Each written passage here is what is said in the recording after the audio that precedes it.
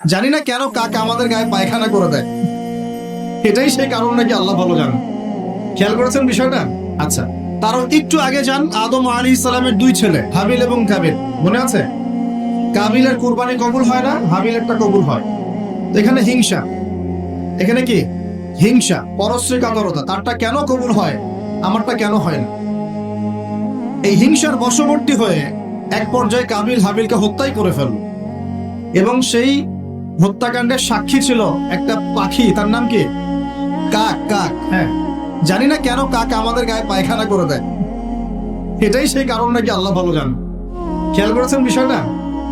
আসলে এটা আসলে কথার কথা, এর কারণ তো এটা নয়, আল্লাহ ভালো জানেন।